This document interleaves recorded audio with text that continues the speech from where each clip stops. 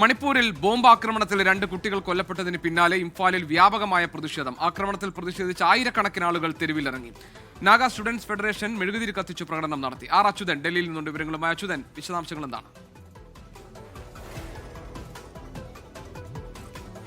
ജിക്ക് ഒരു ഇടവേളയ്ക്ക് ശേഷം വീണ്ടും ഇംഫാൽ താഴ്വര പ്രതിഷേധങ്ങൾക്ക് വേദിയാവുകയാണ്. അതായത് ഈ ചുരാചന്ദ്പൂരിൽ 2 കുട്ടികൾ ബോംബാക്രമണത്തിൽ കൊല്ലപ്പെടുന്ന ഒരു സാഹചര്യം ഉണ്ടായി. ഇതിൽ പ്രതിഷേധിച്ചുകൊണ്ടാണ് ഈ നാട്ടുകാർ ഇപ്പോൾ തെരുവിലേക്ക് ഇറങ്ങിയിരിക്കുന്നത്. 1000-ലധികം വരുന്ന ആളുകൾ ഇന്നലെ ഇംഫാൽ താഴ്വരയിൽ പ്രതിഷേധിക്കുകയുണ്ടായി. ഒപ്പം തന്നെ ഈ നാഗ സ്റ്റുഡൻസ് ഫെഡറേഷനും മെഴുകുതിരി കത്തിച്ച ഈ പ്രതിഷേധ പ്രകടനങ്ങൾ നടത്തി. ഈ 2 കുട്ടികളുടെ ഈ ഒരു മരണത്തിന് പിന്നാലെ തന്നെ ഈ നാട്ടുകാരും പ്രദേശവാസികളും സുരക്ഷാ സേനയും തമ്മിലുള്ള ഒരു ഏറ്റുമുട്ടലിലേക്കൊക്കെ കാര്യങ്ങൾ എത്തിയിരുന്നു. എന്തായാലും നിലവിൽ ഇപ്പോഴും ഒരു സംഘർഷ സാധ്യത അവിടെ നിലനിൽക്കുന്നുണ്ട്. എന്തായാലും സ്ഥിതിഗതികൾ അത് മറ്റ് യാതൊരു പ്രശ്നവുമില്ലാതെ തുടരുന്നു എന്നുള്ളത് തന്നെയാണ് അറിയാൻ കഴിയുന്നത്. എന്തായാലും മണിപ്പൂർ സർക്കാർ ജനങ്ങളോട് അഭ്യർത്ഥിച്ചിരിക്കുന്നത് എല്ലാവരും സംയമനം പാലിക്കണം, എന്താണ് ഇതിന് പിന്നിലെ വസ്തുത എന്നടക്കമുള്ള കാര്യങ്ങൾ പരിശോധിക്കും എന്ന കാര്യം സർക്കാരും ഇപ്പോൾ ഈ ജനങ്ങളോട് അഭ്യർത്ഥിക്കുകയാണ്. എന്തായാലും പ്രതിഷേധങ്ങൾ ഇപ്പോഴും കെട്ടടങ്ങിയിട്ടില്ല മണിപ്പൂരിൽ.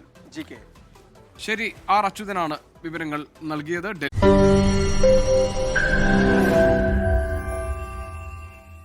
ലോകത്തെവിടെയായാലും ഏത് സമയത്തും 24 വാർത്തകളും ഓഗ്മെന്റഡ് റിയാലിറ്റി പാക്കേജുകളും എക്സ്പ്ലെയിനറുകളും വിശദമായി കാണാൻ ഞങ്ങളുടെ യൂട്യൂബ് ചാനൽ നിങ്ങൾക്ക് സബ്സ്ക്രൈബ് ചെയ്യാം.